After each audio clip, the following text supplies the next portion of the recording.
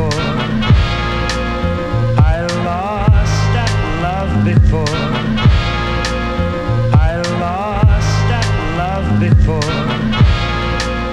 I lost that love before. Ethernet wired utopia. Wow, that'd be incredible. The set of Ethernet. All right, we'll try to sync everything here. All right. Hi. Hello. How are you? I'm good. How are you? I wasn't up till 4 a.m. last night, so I'm great. Yeah, it was certainly an evening. It was an evening. It was my first time in Baltimore, not in the Inner Harbor. And it's very important to not go to the Inner Harbor. Yeah. Well, growing up in Delaware in the Mid-Atlantic, like it's right. You go there for school. You go to the aquarium, you buy a $60 ticket to the aquarium. Yeah. And then as soon as you start to play Magic, you go to the convention center, and then that's it. Sure, that's true, yeah. So I have been to the It's not a bad convention center as far as convention centers go. No. I will say that of the Baltimore Convention Center, but it is in an awful part of town. Yeah. But it was a great night. The LGS was awesome. Cracked some collector's boosters real late last night. A little gambling. Yeah. Late night gambling. It's always a good way to end the night.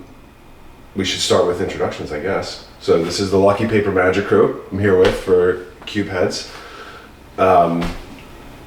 Some portion of us, yeah. My name is Andy Mangold. All right. Yeah. I play Magic. Fantastic. And I really like listening to podcasts, and so I try to make them too sometimes. Awesome. I don't know. I'm Anthony, and I'm also a Magic player. Yeah. So when we first hung out yesterday, I was honestly shocked because I think we're all around the same age. Mm-hmm. That you guys started playing Magic 8 years ago, and at what point you said you played as a kid. I did play as a kid. Okay. Yeah, I played as a kid, and I only retroactively figured out what years I was playing by when I got back into the game. Mm-hmm. I looked back at the cards and saw the first set where I'm like, I don't recognize those cards. I never saw those before. Yeah. And so I played from Urza's Saga through 8th edition pretty much, and then quit. And I would have sworn I was in my early teens or something, but I was 8 when that was happening. Yeah. I remember going to the Games Workshop store in the Exton Mall in Exton, Pennsylvania, and just getting my ass handed to me repeatedly. And it's because I was 7 years old. Yeah. That's why I was losing, turns out. Yeah. But I played as a kid, and then we got back into it.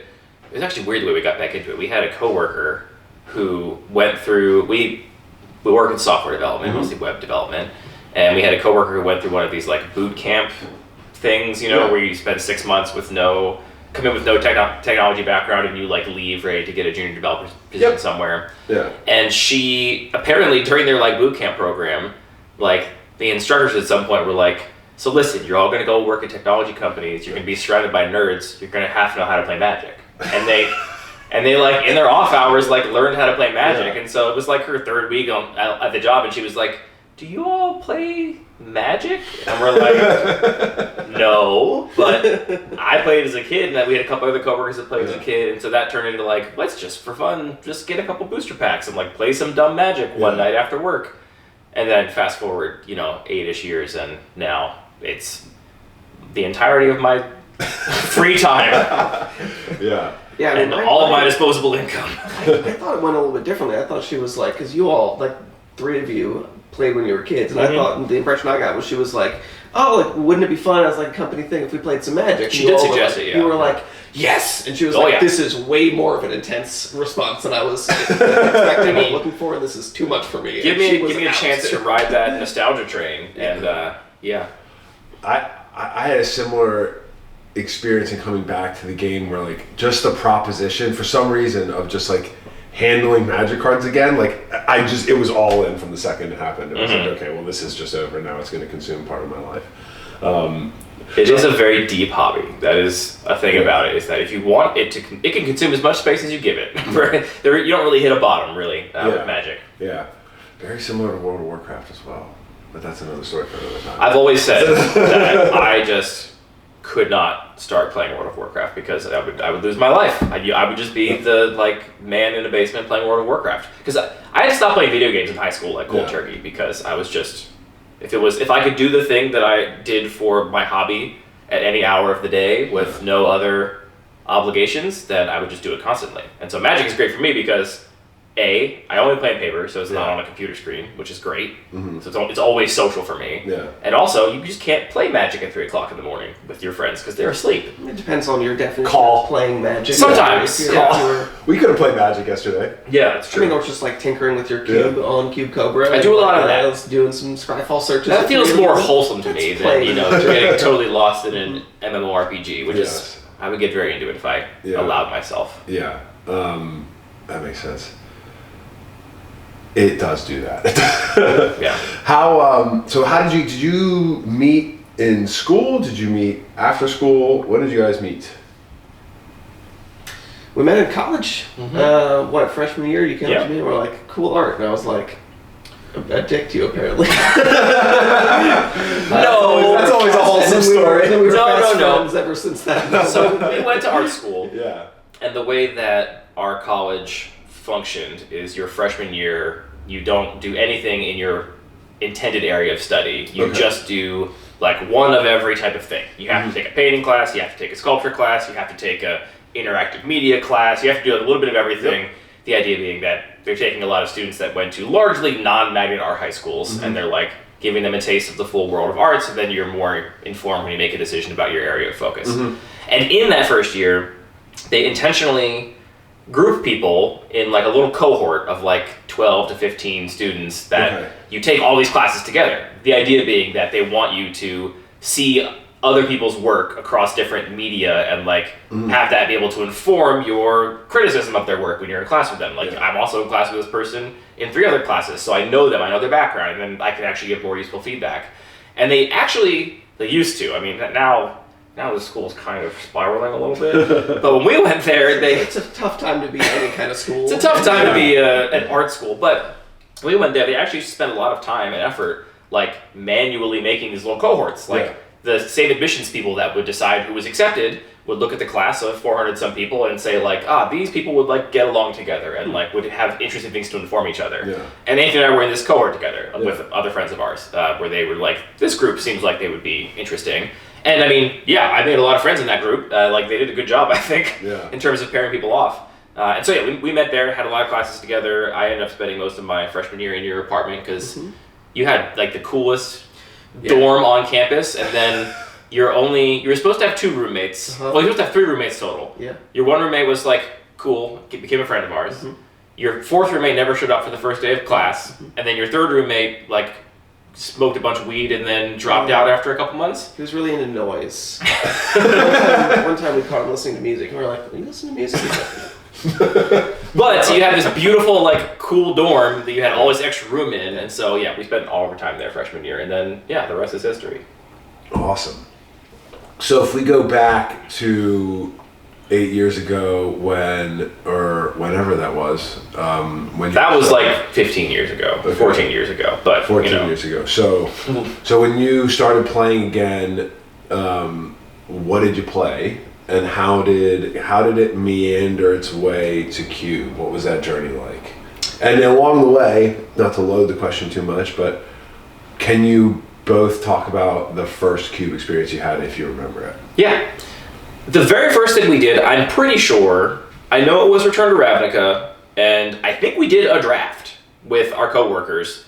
I don't know if we knew all the rules of a draft. I assume we did. No, I remember, like, in retrospect, being confused. There was, like, I think it was Origins. It was definitely Return to Ravnica. I know because Josh had a World Spine Worm and was like, I'm going to cast this. And I was like, I don't know if you can cast that in draft. Because I remember... And you can't. I have a vague memory of having an Obnixilis and being very confused. We did play Origins shortly after, but the very first thing ever was Return to Ravnica. Well, then was Pricklebore in that set?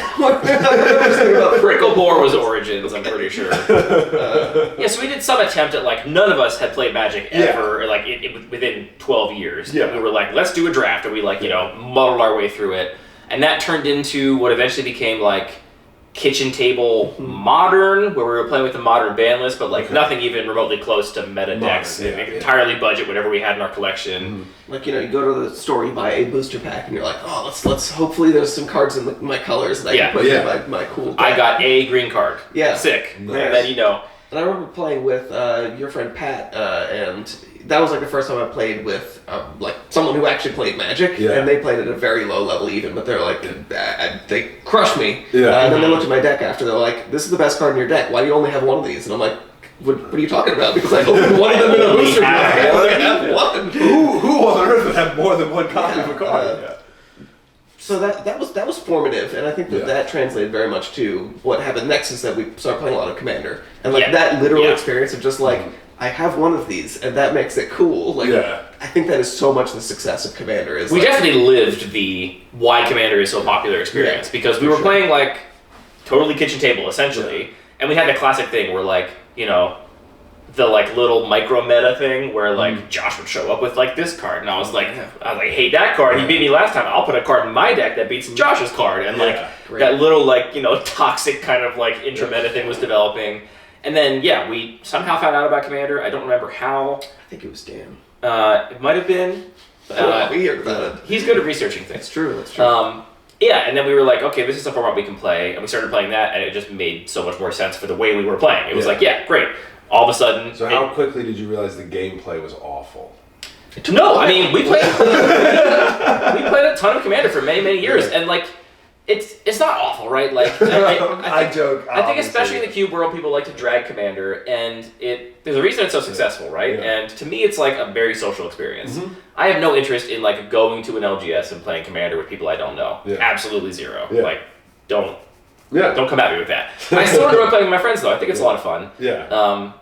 It's a different thing than one-on-one Magic, and I think the more you accept it, it's just like a different motivations, a different game in a lot of regards. Yeah. Then you can accept what's good and bad about each of them. Those motivations make sense. They are just not like they are different than like I want to play a skill intensive and like strategic game. It's more about like I made like one of my first was a Narset polymorph deck, and the goal was just I had 3 cool angels that I thought were super cool, and I was just gonna try and make some tokens and then cast mass polymorph. Like that was the whole point of the deck, and that doesn't make sense in 1v1 any kind of competitive Magic. But if you just think of it as the goal is not to win, the goal is I want to make this deck do that. That's it's the format for Tinkerers, Tinkerers, and like I still love building Commander decks. Like it's so fun. Designing a Commander deck is still extremely satisfying and like fun to pick out the cards. Yeah. And then the gameplay mirrors that. It's like I get to go try and do the thing that I designed this deck to do, and it's not as zero sum. It's not as cutthroat, which it makes sense why that is the most popular way to play Magic, right?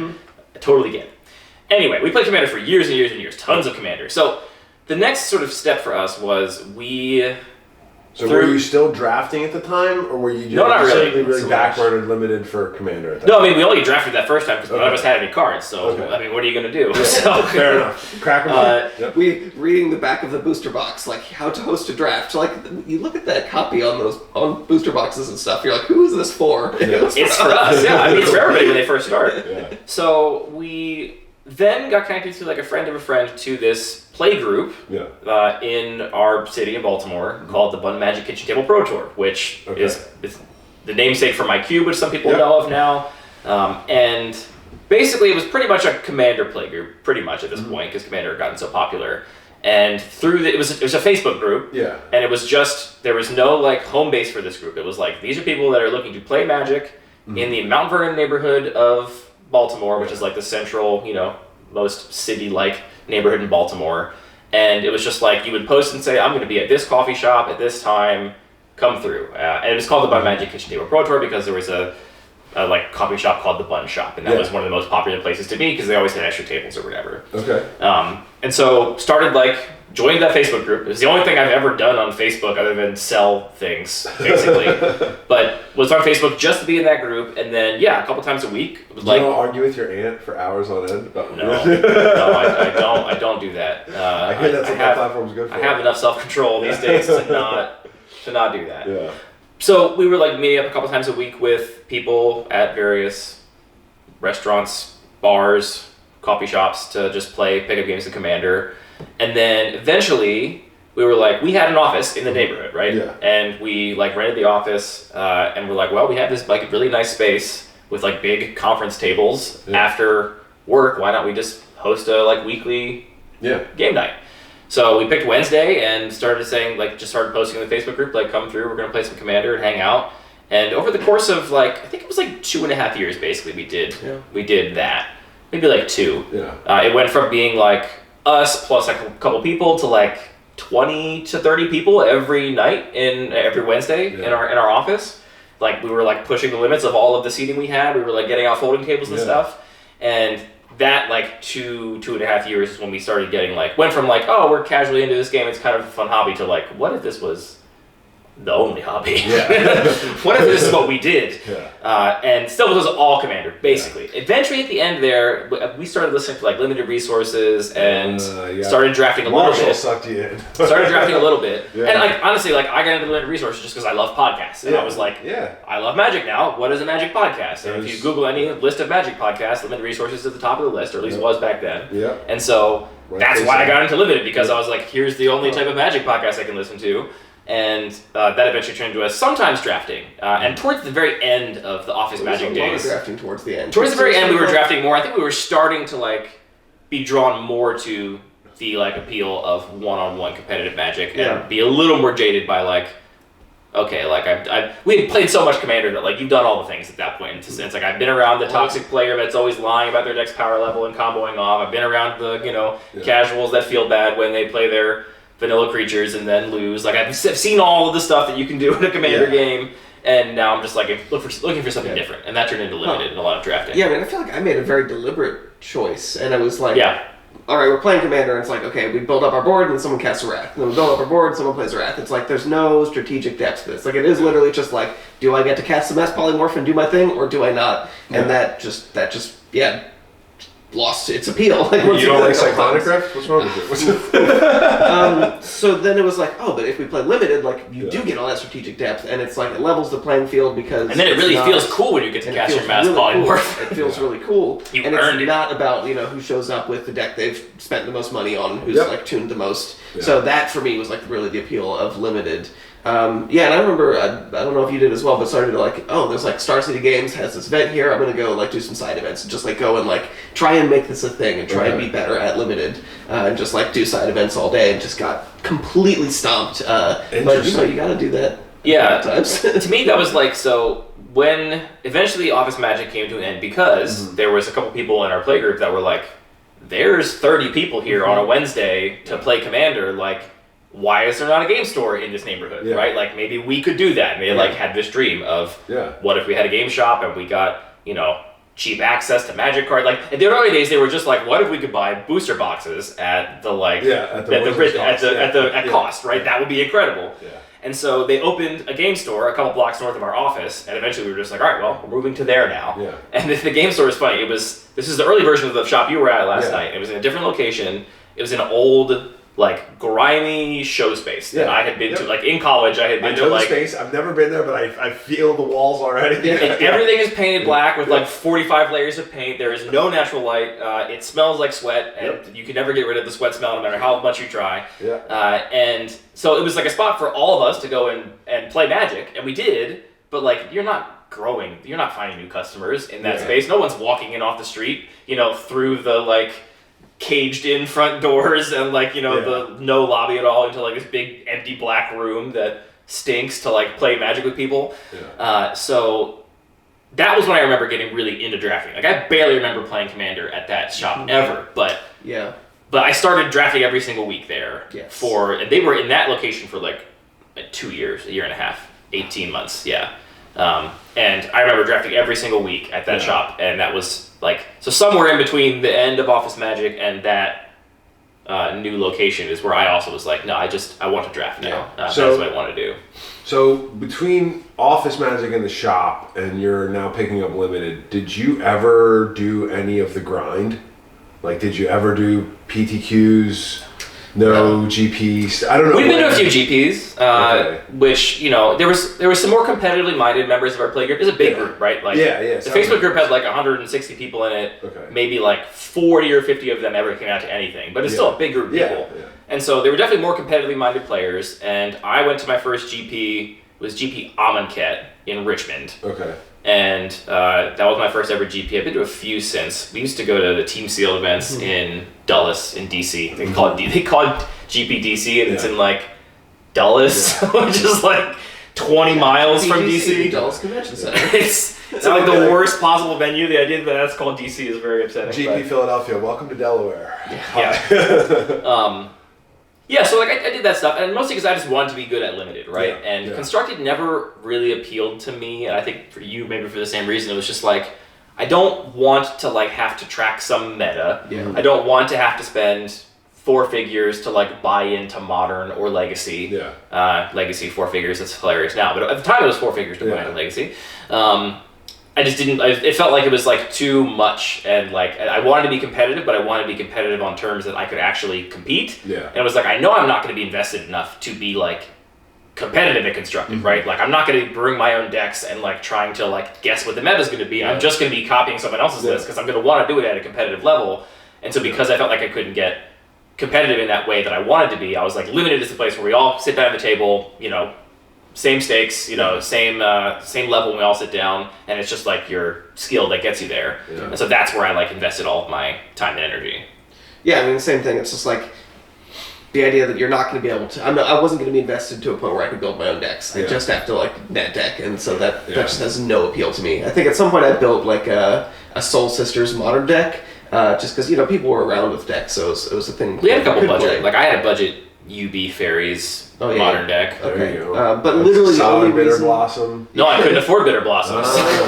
Everything okay. but Bitter Blossom. But literally the only reason I was like, I want to get better at limited. Am I missing something by not playing constructed? Like by doing this, can I improve at limited? Yeah. And that was a really fun time, like with the game, to sort of like see yourself grow in the tier rankings and be like, yeah, I always lose to everybody. To I often beat this person, then I usually beat this person, and then like becoming like. Sort of growing in that tier rankings in a way that is subtle, but is like feels very real. And then like the first time you're at the shop and like someone asks you a rules question, it's like, oh yeah, and I'm like, I'm making it now. Yeah, I got it. Somebody thinks that I know the rules. Yeah. I've been playing for 20 years. I still don't know the rules.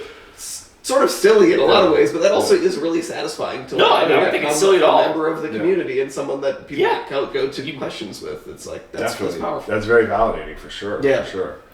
So yeah, we were playing a bunch of limited, and like honestly, the way we got into limited was, I mean, I don't know if you had a separate story, but for me it was like literally I wanted to listen to a podcast, found limited resources, was like, I guess I'll draft some.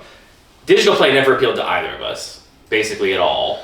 Yeah. Like we use Max, and so we couldn't have Magic Online without doing some stupid parallels, separate whatever. And then when they finally came out with Arena for Mac, I remember I was excited. I was like, I love Magic. I can finally play Magic on my computer. And I downloaded it and played for like an hour and was like, no, not for me. And I just like turned it off and never played again. You played a little bit, but like very little compared to like people that play a lot of Arena. Short burst here and there, but Yeah. So from there, from listening to limited resources, like found LSV's videos on YouTube for Channel Fireball. Okay. Yep. Which I would watch him, draft the sets that he was drafting so I could learn things. And then eventually you find the cube draft videos, the Holiday Cube, the Vintage Cube, which, is always talked about as like the best way to play Magic, and he's always so excited when Vintage Cube season comes around.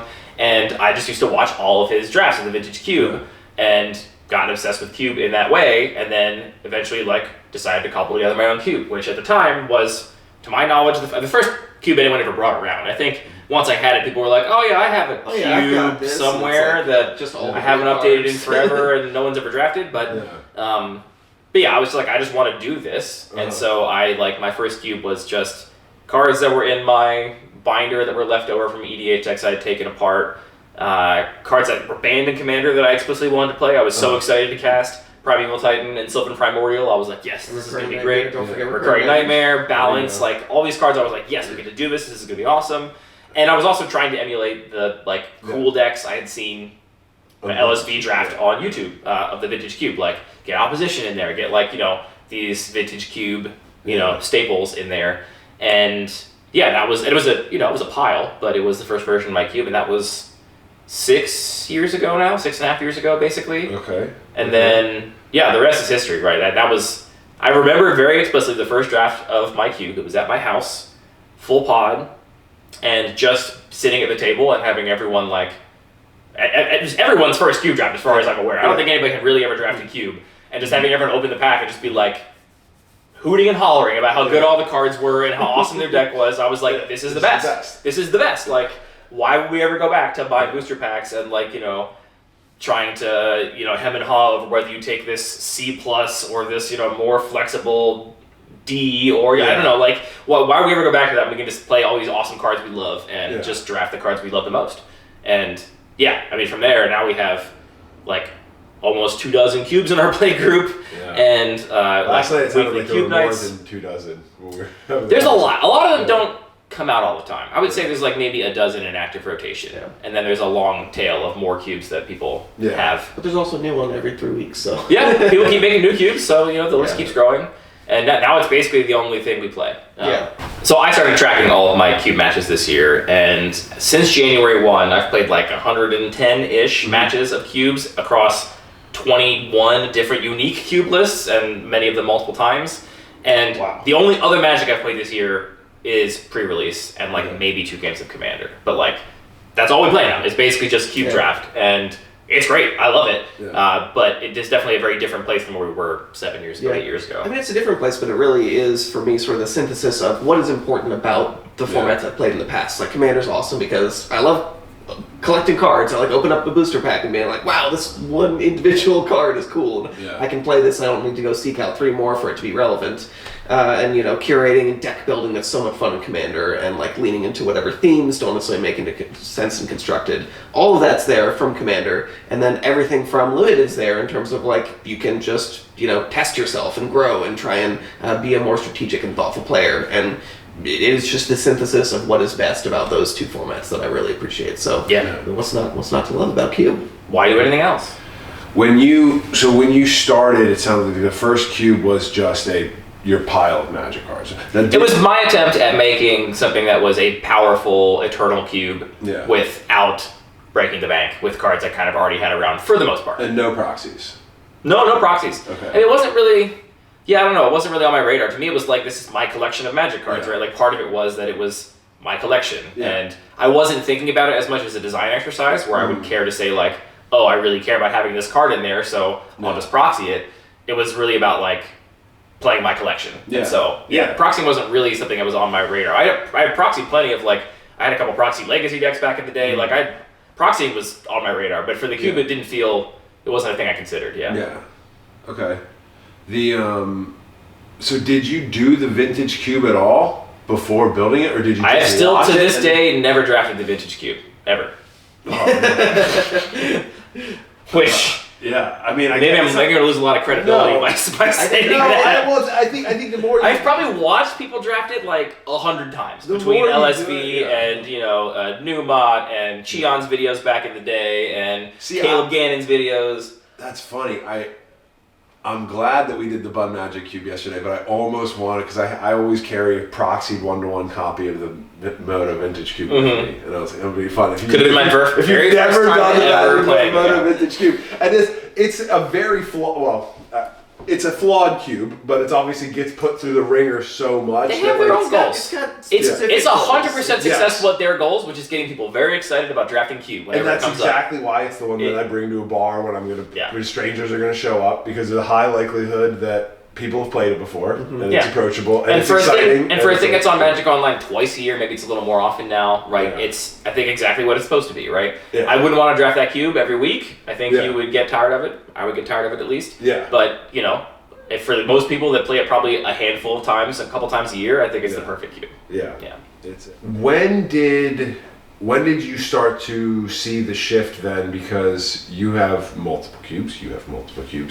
When did it go from a pile of my cool cards to I want to start to curate that? And then if the journey to that was different for both of you, what was that like for you individually? I could find the date. At some point... You find the date, jeez. At some point... Well, I know, I mean, this is the beauty of the internet, right? Yeah. At some point I found my way to the MTG Cube Talk Discord. I have no idea how. Okay. I don't remember how. Mm-hmm. I think it was the first Discord I ever joined, so I was like new to Discord and I was just like fiddling around. I probably found it through the subreddit, I would guess. Okay. But I was never like super active on the subreddit, so I don't know how I found it. Yeah. I found my way to that Discord and just finding a bunch of like-minded people that were interested in talking about cube design I fell a lot deeper into Cube as a like design exercise and as a thing that I wanted to spend a lot of time thinking about and tinkering with. As opposed to before, it was really just like, here are all my favorite, most powerful cards in roughly color equal order, right? Let's just draft it and have fun. If I had to guess, I would say this was probably like 5 years ago at this point. Okay. It was a little after I had my Cube. Like I had my Cube for a little while, then I found the Discord, and I'm extremely online and have always been extremely online, for better or worse.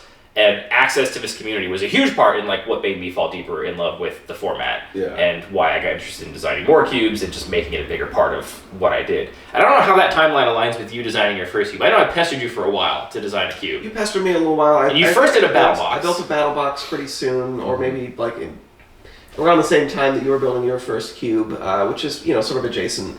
I think a big factor for me was.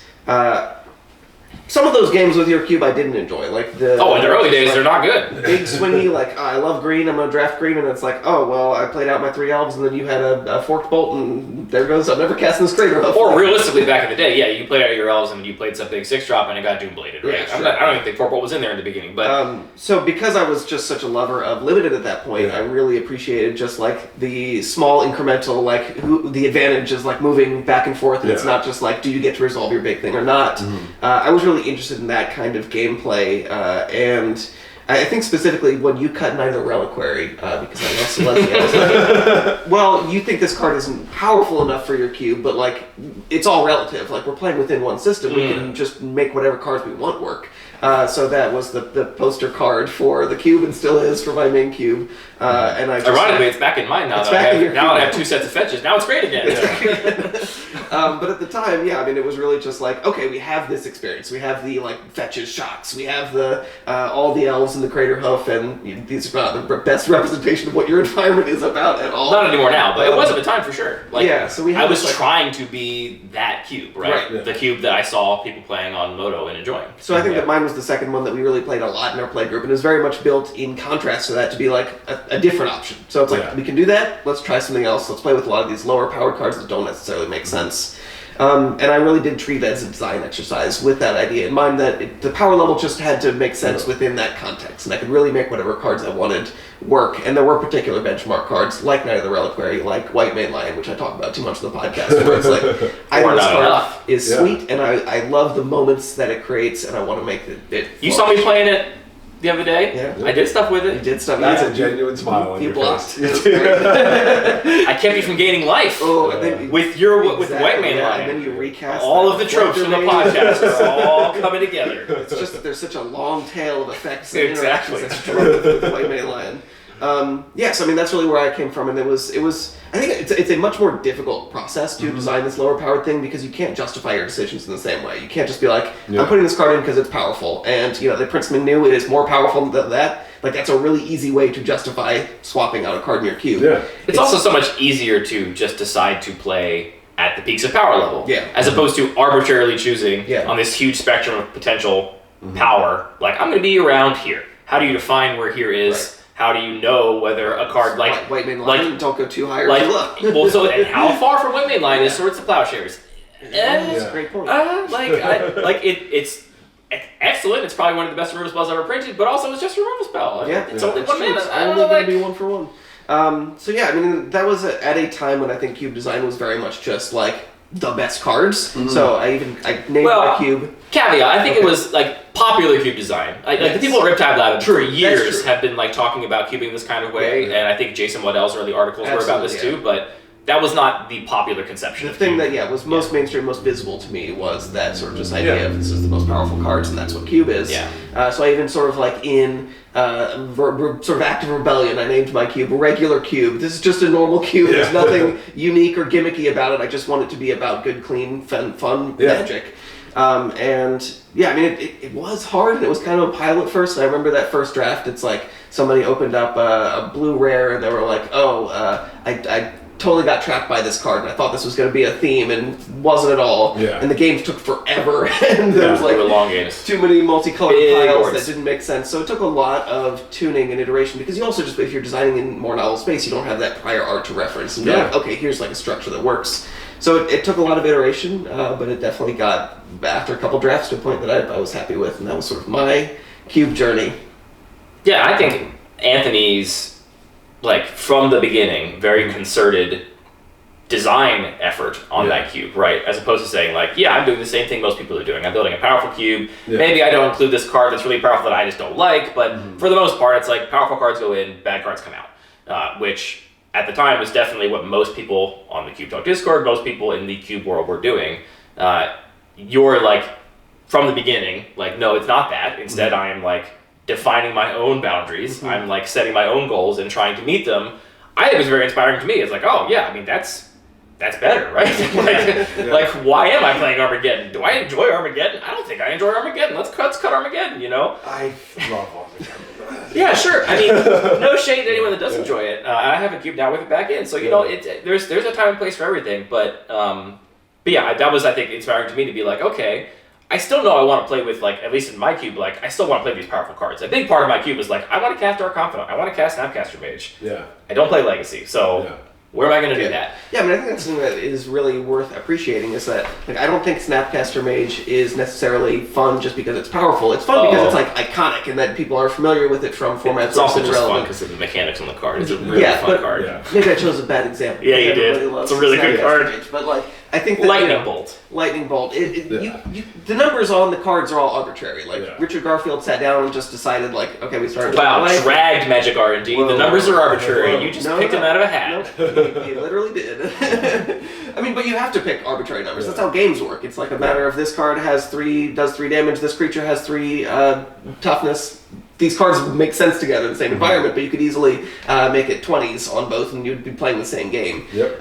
So I think that what is really important about these cards is not necessarily that they are powerful, but that they are just aesthetically, like, they are things that we have an attachment to from the formats that we've played, and they are iconic. And it's a much easier sell to get people to draft a cube that has a bunch of iconic cards in it than a bunch of, like, B pluses from its respected limited environment that people maybe don't remember and have to read. It's a great selling point to say, like, hey, you're used to drafting limited. What if it was all rares? What if all the cards were good instead of most of them being bad? And, like, you can kind of get the same experience. You just say, like, let's just play limited and chuck the rares out of the packs and instead just draft all the commons. Like, you're getting a more balanced experience, but at the same time, it's not exciting in the There's same a reason way. they put rares in the packs, and it's not just to sell packs. Yeah. Largely.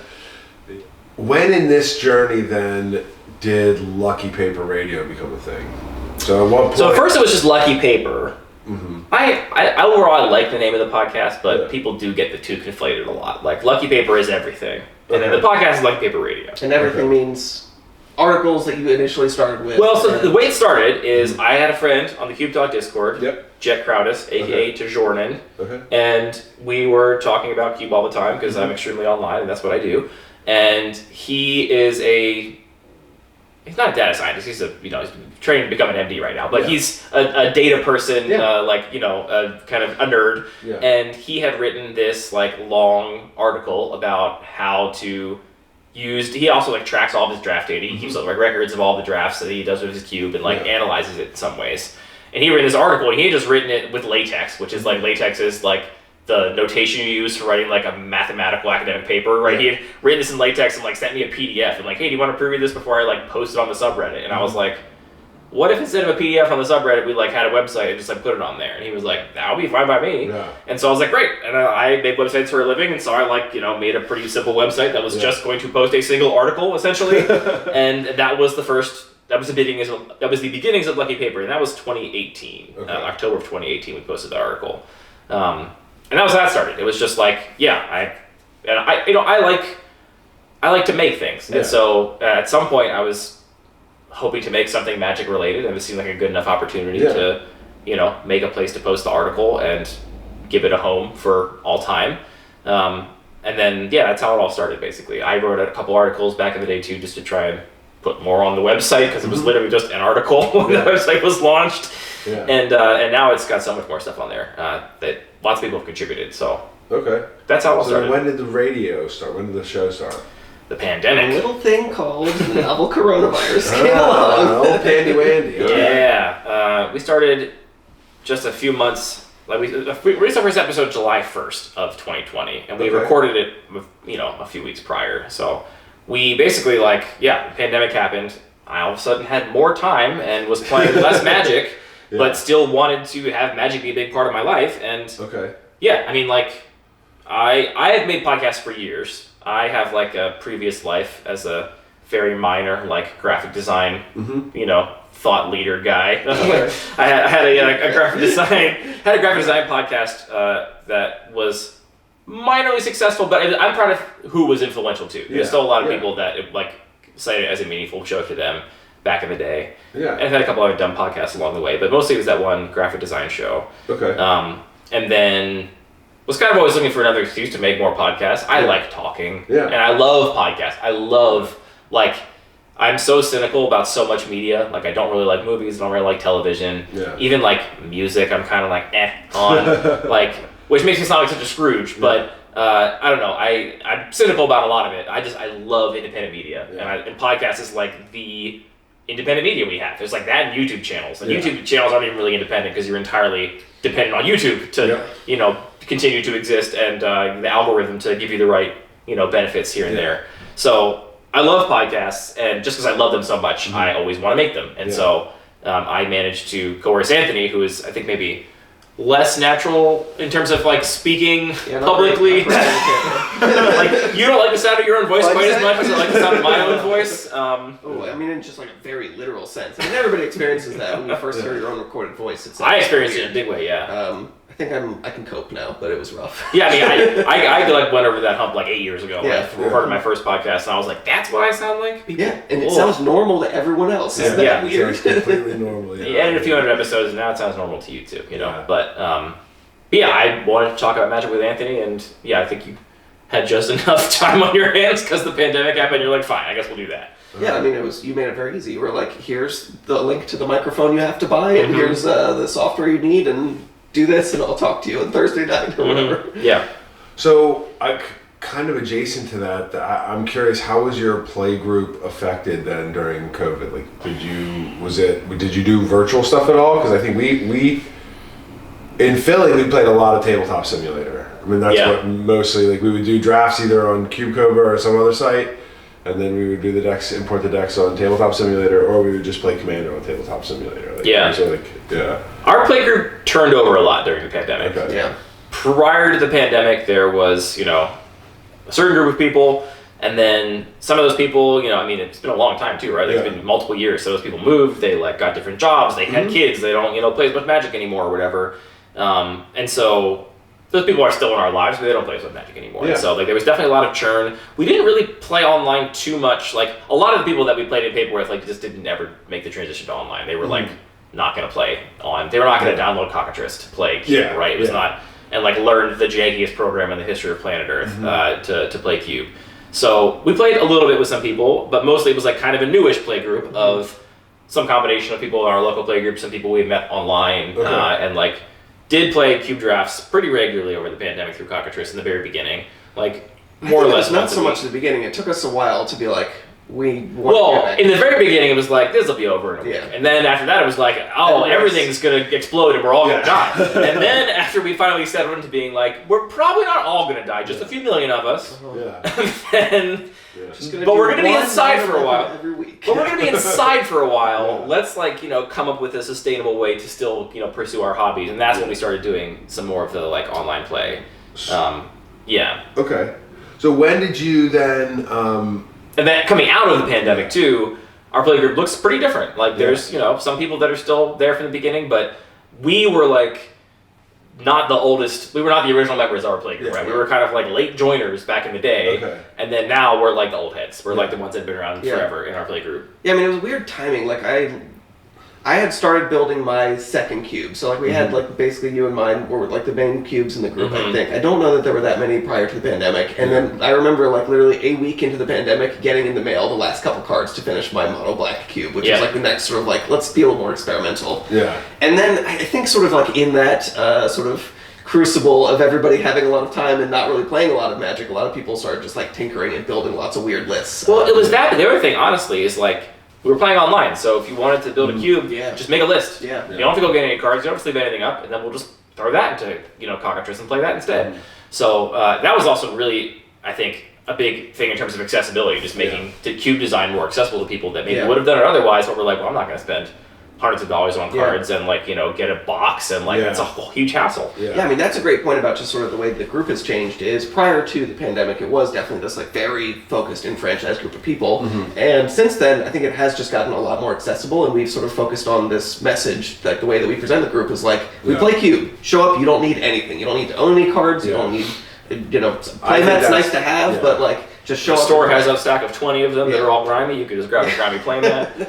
I think that's almost like, I think when I talked to Parker, he said almost the same thing. He's like, that's like the thing that's appealing. It's like just setting up at a shop and building it. It's like making it as accessible as possible. You don't need anything. If you like Magic, we can come figure it out. We'll teach you how to draft if you've never drafted before.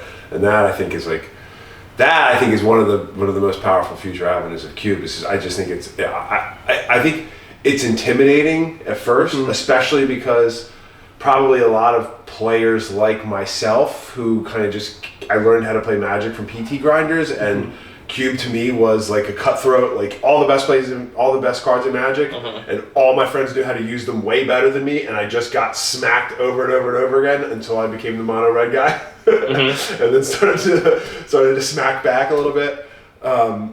But I think that I think Cube doesn't have to be that at all, and I think my personal re-entry into the Cube community and Magic in general is it's just such a breath of fresh air that it's not as much as I like that, I like intense swingy Magic, it's just so much better this way. It's just so much better. I mean, two things I'm really proud about with the podcast. One is I think we've been a part of dispelling this perception of Cube as just you play the most powerful cards, and that's what Cube is. Which, again, those conversations have been happening since forever, since way before us. But it was a weird kind of little corner of you go on Riptide Lab and people there are talking about weird uncommons that other people aren't considering. And now I think and hope that most people don't think of Cube. If you discover Cube today, and you had never heard of it before, I don't think you're going to have that perception, depending on where you come from, obviously. And the other thing is, Anthony made a very conscious effort when everyone was vaccinated and we're we can go places again. He was I'm going to go to the game store, and every Tuesday I'm going to show up, and there's just going to be a Cube night. And I don't care if it's just me and one other person, there's going to be a Cube night happening every Tuesday. And you did that, and very successfully, I think, grew our new play group V2 post-pandemic in paper, and then talked about it on this podcast, and since then, the number of people we've heard from that have just done the same thing is so rewarding. I'm so happy that we've been able to help encourage people and give them a couple little tips to help other people have the kind of play group we have here. That's the best part of the show by far. I mean, it's not close. That is the most satisfying part. The fact that we've both been pretty involved in especially the MTG Cube Talk Discord, which is a great place full of lots of cool people that are really enthusiastic about Cube. But we did this episode where we just talked about growing your local play group, and so many people were just I did it. I went to the shop, I met some people, and I actually got my a lot of people that were focused on designing their cube for years, but had never actually done a draft of it, and they're just I went out and did it. It's this is great. This is what this should be about. That's best part of the show. Amazing. For sure. Yeah. So, when did you get involved with the larger Cube community nationally?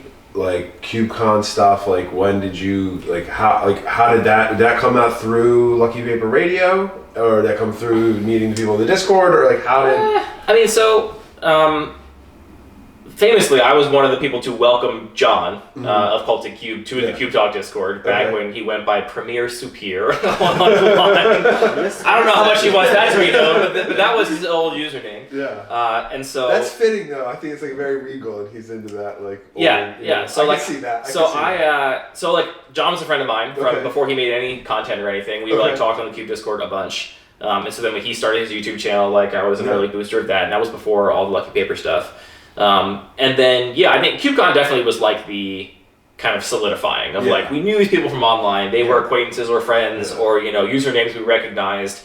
And then, when you actually see people in real life and get to sit down and play games with them, that kind of just solidifies everything. For sure. And so that was huge last year, I think, just to make us feel like we actually are a part of this bigger community instead of just, living in the Matrix online and being like, yeah, somewhere out there is people that know us and, play Cube and think about it the same way we do.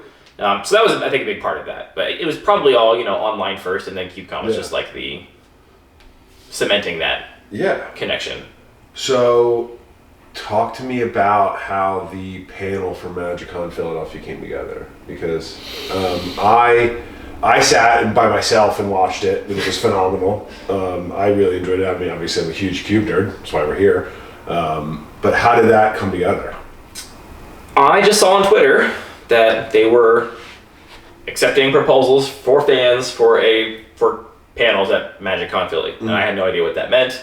But I was like, there's a form on our website. There's a form. We can answer these 8 questions. There's a form. I can fill it out and see what happens. And so no preparation. You filled it out very well. You did a great job. I put some effort into it. Parker did some excellent contributions to that as well. Parker's a great writer and editor too, and so we put together a little proposal. Okay. And just submitted it, and then it was accepted. And I honestly thought I had no expectations for what it was going to be. Yeah. I thought it was going to be I've been to the Philadelphia Convention Center a lot of times. The Philadelphia car show, which I went to all the time when I was a kid with my dad. Yeah. So if you're in the area, you just say go. this is like a thing that people go to. Yeah. I mean, the car show's a big deal. No, well, the Philadelphia Auto Show is if you're in the greater Philadelphia area, it's a big deal. Yeah, even Interesting in to have a Delaware. second- And when you're a 9-year-old kid that loves Hot Wheels, and Yeah. you go to the car show and you get to see a Dodge Viper for the first time. giant and it Hot rules. Wheels. Yeah. So I knew the space, and I was like, there's probably gonna be some room somewhere where they're gonna have us off in a corner, and we'll have to really try and draw up an audience to get anybody there. But I figured it'd be they have breakout rooms and stuff, and there'd be a bunch of panels going on simultaneously. And then when we got the email that it was accepted, I was like, that's cool. And then they announced publicly all the panels, and there was 4 panels. So I was there's only 4 of them, and it turns out they all happen on the main stage. So that's how that came together. And then we just made all of that presentation materials for that event. Yeah. And in person, it was not the most popular panel, because I think everyone was really excited about the big Commander panels and stuff like that, and all the celebrities. The closest we had to a celebrity in our panel was Justin, and Justin's not a celebrity, but compared to Jimmy and John and Josh, it's a whole different level. Mm-hmm. So in person, it was all the people that knew us and heard of Cube showed up and sat down and watched, and that was cool. But I'm excited to say, since then, a lot of people have watched it online. It was one of the more watched panels on the YouTube channel, which I think was kind of cool. I have no idea if it has reached anybody and gave them an introduction to the format. We definitely designed it to be what if somebody is just sees this list on the thing on the panel list and shows up and doesn't know what Cube is and wants to find out how it works. And so it was kind of in some ways summarizing all of our efforts for the past couple years to make Cube an accessible format and just describe what it can be. Cube can be whatever you want it to be, and it doesn't have to be just powerful cards. You can make it, you can play the game however you want to play the game. Take the aspects you love the most, magnify them, and just ignore anything you don't like, right? Magic is a huge game now, and I think we've seen the growing pains of people complaining about Lord of the Rings cards, people complaining about all the Universes Beyond stuff, people complaining about powerful cards they don't like that mess up their formats, people complaining about everything, which, serialized Ragavans. Right, the cash grab serialized stuff. So the secret layer is what really gets me, right?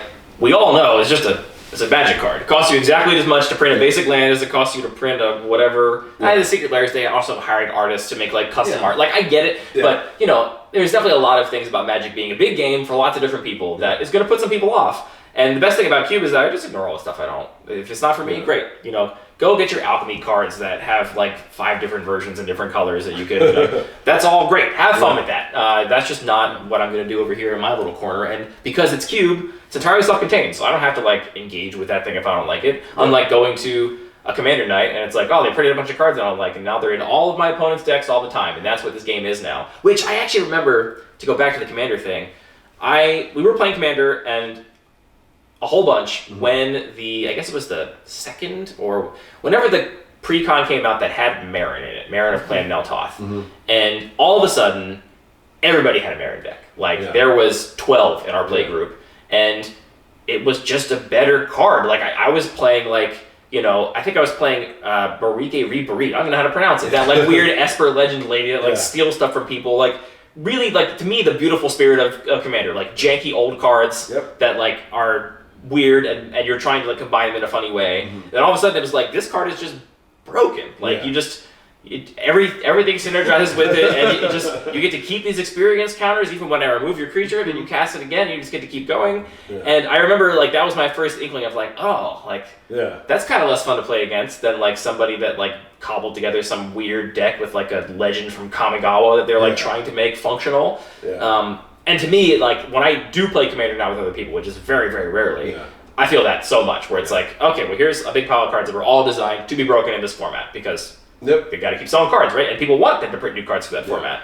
But it definitely felt different from the spirit that I got interested in the format for, which was like, let's plumb the depths of Magic history. All these unplayable cards that are not good enough for Legacy or Vintage now all of a sudden might have an application because if they have one interaction with one legendary creature, all of a sudden now you're really excited about whatever this old card from Nemesis was because it can like do this cool thing.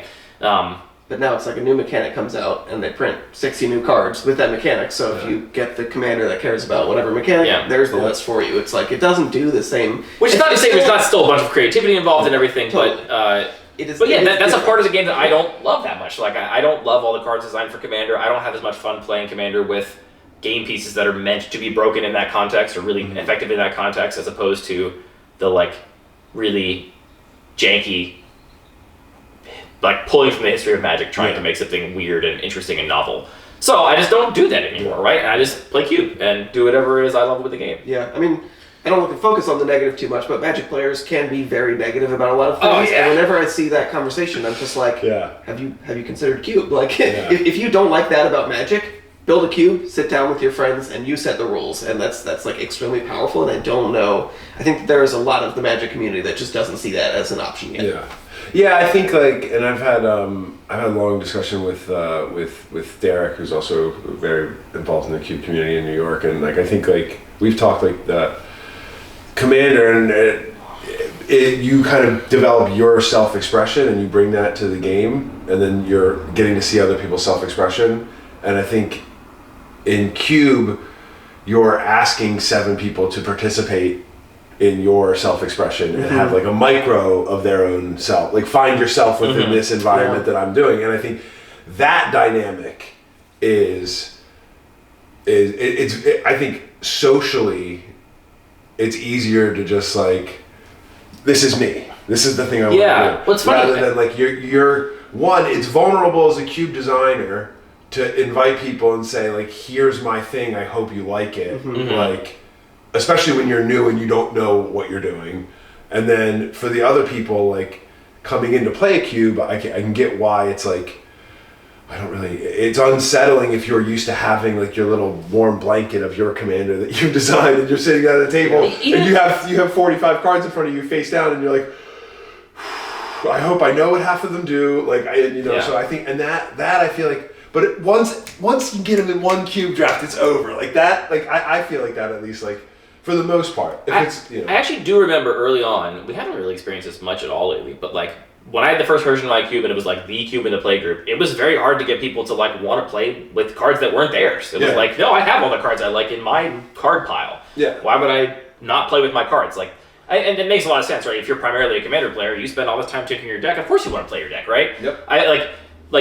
There are a number of times people were offered to borrow decks, like, hey, anyone can borrow my decks if they want, and no one ever takes them up on it, right? No one ever wants to borrow someone else's deck. Like, you want to play your own deck. Yeah. But I feel like a lot of that is just the way you... Well, first of all, the audience you're talking to, right? Yeah. Like, you used to go to Commander Night at the LGS to try and, like, pitch Cube, and to people who are not there for that, like, you're selling to the wrong audience, right? Like, they didn't come for that reason. Like, they're Magic players, but they came because they want to play this one format, and so you're kind of like, hey, everybody that showed up for cake, does anyone want to have some... pasta? It's like... I mean, yes, that's the point, is I wouldn't show up to the cake party. But we all tried initially to do it on the same night, because we thought, like, this is when a lot of the Magic players are there, like, obviously we can get a couple of them to try Cube, and they're all just like, no, like, I've been working on this new deck, I'm here to do this, like, this is what I'm here for. Yeah. And even if that means sitting for the next 45 minutes waiting for a pod to open up, I would rather do that, and then get to play my deck in an hour than draft a Cube. But and the audience has changed. Like, we have been focusing on that, like, accessibility and like people that would just maybe not be playing Magic at all. It's just taken some time to meet those people and get them involved. Yeah. Right. I think contextualizing it, not as like an alternative to Commander, but like, hey, you want to draft and pay no money? Yeah. Come on down for free draft night. That's it. That's the message. And like that totally changed it. It's a whole new audience, and like we still get a lot of people. Like, it's not that we haven't also attracted Commander players. It's just that we attracted them. Here's another night. This is free draft night, and come on down and play. Yeah, I think. And I should say we're really lucky to have a LGS that it's getting more and more popular. It's getting a little harder now sometimes to find seats, but normally like they have no problem with us being there and like not paying any official entry fee or paying any like seat fee or anything. People buy drinks and stuff at the bar, but I know a lot of people don't even have like a space where they can go and just play without being a burden on people. So we're really lucky in that regard too. Yeah, thankfully, in Philadelphia and in Baltimore, there's lots of options, which we're. I know in like New York though, it's like if you go to a local game store and you tend to sit down and play games, you're paying a $10 door fee, right? Like you can't just sit down. Cheaper than a draft, and you're still having a great cube night, so it's not unreasonable. But you can imagine like if you are gonna go to your first cube night, you don't know what to expect. That $10 is a much bigger hurdle to like. Am I gonna pay $10 to hate this? Like that doesn't feel great to people. Yeah. So. This year is CubeCon 2, Cube Boogaloo. Where do you see Cube going in that regard? As far as like, do you think that? I personally think that it's crazy that there's like one huge Cube event a year, and I think now there's some guys in California. You said one Cube event a year. It's been one. That's one Cube event ever. There's been one Cube ever, right? Outside and a little bit of shout out to the SEG guys. Yeah, I was gonna say, and I only learned about that because that was in the downtime of my Magic playing, where I really was playing World of Warcraft degenerately, and. Hey, don't get me into that game, okay? Yeah. That would really mess me up. We'll talk about it after this. But yeah, so I learned about that from watching the panel in Philly. I had no idea that even existed. Really? Yeah. But I think. Well, honestly, like a piece of this that some people don't want to hear. Yeah. Magic is a terrible spectator sport. It's terrible to watch Magic, right? Yeah. Like and the reason it's terrible is because if you're really good at the game, nothing exciting happens, right? Like all the exciting moments, people are like, oh, these are the iconic Magic moments. That's not being skilled at the game. Yeah. That's the time you got lucky. Yeah. That's the time that, Gabe Nassif rolled really lucky and didn't die to the Ignite memories, or the time that you top deck the Lightning Helix, right? That's not being good at Magic. Yeah. That's just like a thing that happens sometimes. I mean, one of the exciting parts just takes so much context. You need to like really pay attention. There's that to, too. When did you like choose to block or not block? And there's like so much context that mattered that is really subtle and nuanced, and you don't get from a single screenshot. Yeah. Whereas like, if you are watching Michael Jordan play basketball or MKLeo play Super Smash Brothers, 3-second shot. You watch a 30-second clip and you're like, I witnessed greatness. Yeah. And witnessing greatness is watching Paulo Vitor Damarosa for 2 days make very few mistakes. It's like that is not interesting, right? That's not fun. And so, even though the SCG-Con thing happened, it's really hard to get people interested in what, like, it didn't get a lot of, it's probably one of the most watched Cube things ever, if not the most watched Cube thing ever. Actually, probably that one Worlds where they actually played Cube officially. Yeah. But, like, still, it's really hard to get people interested in watching that because, it just takes so much. And the reason why people like watching the streams so much more is because you're watching an entertainer, right? Yeah. Like, LSV is a charming, funny guy who, like, will make quips and stuff, and it's just fun to watch him talk through a draft, right? If you were just watching in silence the gameplay of him like taking picks and then like playing cards, that'd be awful. No one would watch that. Yeah. No, I think it's I don't know if he does it anymore, but I remember when Finkel used to stream. He would stream like once a year during like a couple times for Vintage Cube, and that was always like fascinating to watch. Yeah. So anyway, that's why I think the SCG-Con thing wasn't crazy popular, because it's just not that fun to watch Magic. Sorry, Wizards. In particular is then even more difficult because constructed formats, people understand the cards, they understand the matchups. Like it makes it a lot easier for people to get in and like feel like they already have some context, as opposed to here's a cube, it's all cards you've never seen before. Like, can you even read them on the table? Like, it is very difficult to make that accessible to spectators and people that are new to it. But why? So that's like, I guess my thing is more like why do we need people to watch it? I don't like. Well, we don't, but I think that's what like.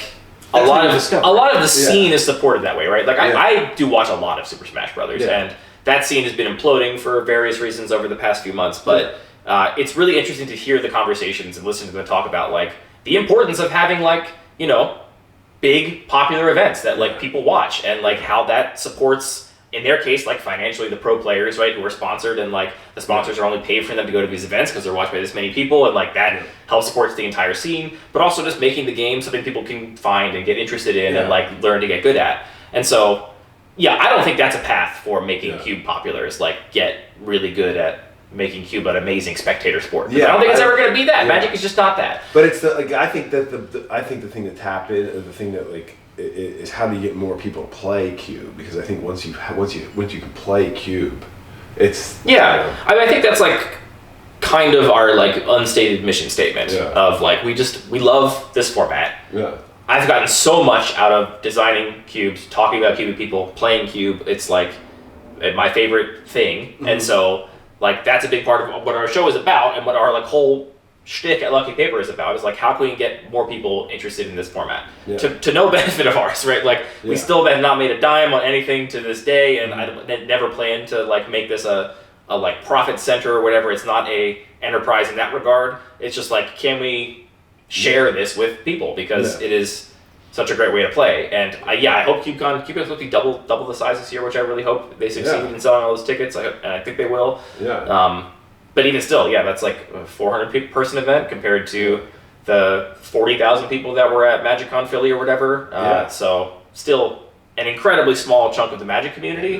And a big part of that, I think, is all of the barriers we talked about, right? Like, it's hard to get 8 people to come and play your cube. It's hard to get 3 people to come and play your cube. It's hard to design a list. People like see all these big barriers and think it's like difficult to, and they just want to copy a list that someone's already like designed or whatever, which to me takes a lot of the fun out of it, right? Like if that's what you want to do, great. But I feel like more people will get invested in it if the same itch that is scratched when people design a commander deck was scratched designing a cube. And I maybe if you're just a player and you don't care about tinkering at all, then sure, just copy a list. But I think most people, they want both sides of it.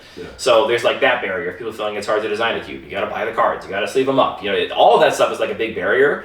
So it is a huge like hill to get people over. But then I agree. I think once you get to the peak of that hill, so many people will have that story of like, as soon as I drafted it, I knew. I was just like in. So I don't know what the future of Cube is. I hope it continues to get broader and broader and broader. And welcomes more and more people. I would love for there to be like, what I would love most is for Cube to allow people that otherwise can't really even play Magic. Like maybe they don't have a ton of money, but like someone in their playgroup has a cube, they can play that cube, once a week or whatever. Like that's the best thing for me, I think. And then, I don't know. I'm rambling now. Anything to add? What do you think about the future of Cube? It's a great question, because I feel like the challenge is we do sort of exist in this ecosystem of Wizards is building a product and they're making money off of it. It makes a lot of sense the way they are continuing to be a business with Commander players. I feel like if Cube continues to grow to the point that I would love to see it, that is going to be a question for Wizards, and the way that they make cards is how are we going to continue to have this function for our brand, for our business. And in some ways, like, we as Cube players are very insulated from any of those business decisions because we can just play with the cards we want. And like, if Wizards prints a bunch of new cards that aren't fun, or maybe they are fun, maybe they're like super powerful new cards, that doesn't change the Cube that I already have. Like, those cards still play the same way. I can just leave it in the box, take it out 10 years from now, and it'll still play the same. But in another sense, like, we do want to interface with that broader community, and that community is going to exist within that context. So I have a lot more questions than I have answers, but I do just want to see it grow. Who knows? I don't think... I think Cube is hard enough to get into that I don't see it ever becoming as popular as Commander in a way that, like, R&D at Wizards of the Coast is sitting down and saying, what do we print for all the Cube players? And I hope we never get there, because, I think Commander has changed a lot from what I loved about it as a very good franchise player, and those changes have made it more accessible to more players, right? Because now you just go get a precon off the shelf, and it's like great. It's a fantastic deck. It's got a Soul Ring. They're pretty good. And and if you want to add cards to it, it's like very obvious which cards are good in the deck. You don't have to dig through Scryfall for 4 hours to find whatever weird cards that have been oracled in a particular way to make the deck work. But I hope they never print Cube product. I don't ever want to be on a board of target audiences at Wizards of the Coast. I think we operate best like. What if you are though? Like literally. Well, we have some friends in R&D now, and they've said some things. But and if they're listening, I love you. But I think it's a very maybe like idealistic take. But to me, like Cube is like punk rock. It's like we're taking we're operating in this system, but we're doing our entirely own thing. We can make up our own rules. We can draft however we want. We can do whatever we want. And I think that is the kind of spirit in which Commander was originally invented. It was like, well, we're just need an extra format to play. We're gonna like do what we want, and what we want is to put a card in the command zone. I think we just invented that. Lets you play the card from outside the game, and we're gonna make singleton decks. If that's not a thing you do, and you construct the Magic, well, we're gonna do that. Yeah. And that sort of like DIY spirit, I think honestly is the same kind of like independent spirit I'm attracted to in like podcasts. It's like just people doing the thing they love and like existing in a system that is otherwise like, Magic is a business, right? And as a business, it's going to make a lot of decisions that are not going to be best for me or you or whatever, because it's trying to maximize for relatively short-term gains. Yep. And they have to do that, and I'm glad they're doing that in the sense that I want the game to keep existing and I want it to keep growing. But I don't want to participate in that. I want to be over here doing my thing in this ecosystem, and so I hope that Cube gets broader. I would love. Here's what I would love to see. I would love Wizards to, or I guess Daybreak Games, spend a little bit of time and resources to make it so on Arena you could design your own cube and you can host a draft of it, right? And you know what? Well, that sounds difficult. You know what? Charge some gems. I don't know. Charge some shiny buys. I don't know what the economy is, but but make people pay a little bit to like host a cube draft. Make the cube host pay some gems or coins or bloops or whatever. It's bloops. Just making those Doublethip poops them out on the screen. Just making those tools more accessible would go so far. To because Cube has grown a lot just over the pandemic with people playing on Arena, where you have to put your cube on Cube Cobra, you have to draft it on MTGA, draft it on a third party, then you have to import your deck list, and everybody in the drafts has to have enough wild cards to build the decks they drafted from the cube. That's a mess. You say it's a mess, but I think here's where it becomes challenging, because it is functional. It takes some extra steps. It takes some understanding that there are multiple tools you need, but at the end of the day, it's kind of free to do that. Yeah. And as soon as they offer the formal, sanctioned way to play your cube on Arena, they're going to make that harder, because they're not going to leave that pathway when they have a way to actually. I don't know how you make that harder. Ooh. Have you seen software? You can make stuff harder. Well, sure. I guess the worst thing I could do is make it even harder to play your cube on Arena. But I think if they had the tools accessible so people could.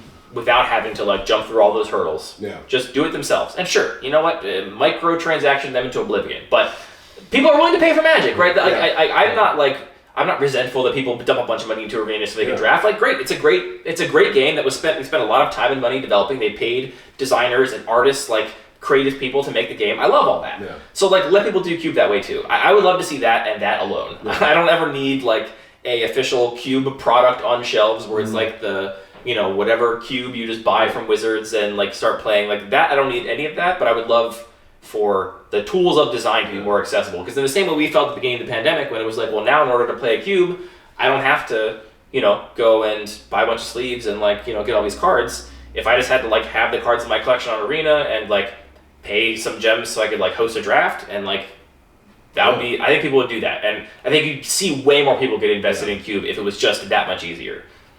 Interesting. Yeah, I definitely think I don't necessarily think. But no one's looking at a list of all the priorities of Daybreak Games and saying, "No, that's a big money maker. Yeah. Let's make sure we build the Cube hosting functionality," and that's why we probably won't get it anytime soon. Somebody at an innovation day put it on the bottom of the backlog, and it's not moving anywhere. if that, let's be real. Yeah.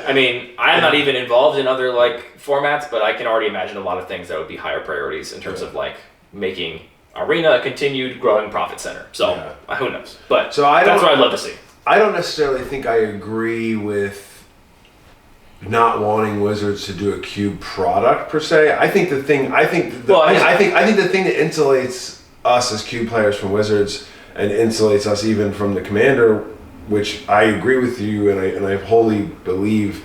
When I learned how to play Commander too, it was that punk ethos of let's find the shitty cards. Yeah. Not here's the general, and then here's all the cards that were clearly printed to work with that, and then here's this, so I think... here's EDH Rec, which is a site that I have such feelings about, right? It bums me out, and of course it exists, right? I'm not saying they shouldn't do it. You can't not do that. You can't not do it. It's going to happen. It's more accessible and understand it, but at the same time, it does become more... It is a pure homogenizing force. And, so... But I think not having a rules council... Or Wizards defines the constructed formats, the rules committee defines the Commander format generally, unless playgroups have their own rules. But most playgroups now, I feel like, play by the official rules committee rules. Oh yeah, we can't start talking about this. I have so much to say. but that's what. Well, yeah, we won't. But what I'm saying is, I think that's why Cube. It's why I think Wizards probably won't commit to funding a Cube product. But if they did, I don't necessarily think it's a bad thing, because if they can sell it and it gets more people into Cube, cool. But as long as they don't have a rules committee or telling people how to design your own cube, they can't touch us. Like, they can't touch Cube. Like, that's why Cube's great. Like, unless there's somebody telling you what cards you can and can't play, which that's up to the Cube designer. WotC can't. If they stop printing cards tomorrow, we could Cube forever. That's true. Here's my one counterpoint to that. Game Nights hosted a draft of Brandon Sanderson's Commander Cube as like one of their videos a while back, and there was a noticeable surge on the subreddit and the Discord of people that were like, I saw this, I want to build a cube like this. Yeah. And absolutely no shade to Brandon Sanderson's cube, but it's hugely complicated. It's like, there are commanders, there are modifications to cards you can draft that change the color identity of cards you're allowed to play, there are custom cards. I have feelings about this. It is a really, really, really complicated format, and I don't think for most people it is a good way to play. I think unless like you come from whatever full history that led Brandon to making that cube, I don't think you're gonna have a good time. I don't think you're gonna like get into the format by playing that way. I mean, Magic is a fun game. I think you're gonna have a good time. Sure. Yeah. There was a huge uptick of people that came to these subreddits and were like, I'm designing a cube like this, and asking questions about like how many commanders, modifying the color identity cards should I have? Regalia? How about this custom design? And stuff where it was like, because that was so visible, it became, to many people, like, oh, this is what you do. This is a Commander Cube. Yeah. Like, that is by far the most visible Commander Cube anyone's ever put anywhere. And so, if you Google it, that's what you find. And so, the risk, I think, of them making a product is just that they end up, like, solidifying or entrenching some way to play. I mean, I think the Commander Legends... Commander Legends and Jumpstart, like, did this a little bit. Where it's like, Commander Legends was the thing where it was a draft product designed for Commanders. And we've talked a lot on the show about how we think Commander's brilliant. It's a beautiful format. Like, the design of it is absolute genius. Yeah. And the existence of color identity and of commanders is solving a problem in Constructed. And as soon as you start drafting, you don't have that problem anymore. And if you introduce those same solutions to those constructed problems in Limited, it just muddies everything and makes it a mess. And yet, because they did that product, that's what everyone thinks a drafted multiplayer Magic product should look like. You should still have commanders. You should still have color identity. And that's why you have to have the stupid Prismatic Piper guy, because otherwise your draft is totally derailed by the fact that, like, but you're already drafting. You already have limitations on the cards you can put in your deck because you're drafting. So you don't have to have all these other things going on. I mean, even just down to, like, the deck size and, like, double picks per pack. It's like, that is to so many people, they come to it, they're just like, this is what Commander Draft is. And it's like, well, you're not playing more of your deck, so like having a bigger deck isn't actually meaningful. It's just sort of a nod to the big deck from Commander, which does a thing in Constructed. Like, because when you're playing your Commander deck 6 times a night, of course you want it to be 100 cards, because otherwise you have the exact same game over and over again. If you draft once and play 2 matches, you don't need 100 cards. It's too many cards. Too many cards. Too many cards. But look, no, you're right. You convinced me though. I think they could make a really successful cube product. They just have to hire us to do it. Oh. Hey. Spooky. You sure you want to put that out there? Yeah. We can cut that if you want. No, pay us money. We'll do it. It'll be great. I'm ready to get paid to do cube design. Yeah, that sounds like a blast. Anything else you guys want to talk about or plug or anything before we call it? Just check out our website, luckypaper.co. Everything's on there. Boom, boom.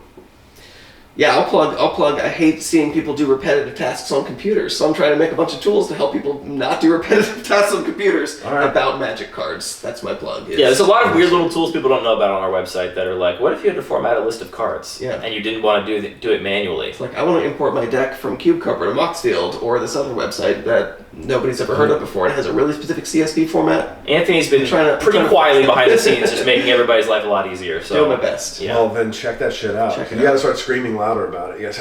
Well, it appeals to very few people. But the people it appeals I feel like it'll probably appeal to more people. The people it appeals to though are like, oh, this is gonna save me 10 hours a week because yeah, that's fantastic. Well, listen, thank you guys not only for the interview but the weekend has been awesome. Hey, come on down whenever you want. I will be back for SCG Baltimore. Excellent. I'm so planning on organizing a big rotisserie draft. We'll see if I can follow through with it. Yeah. You have me at rotisserie, and then I'm still in for draft. Yeah.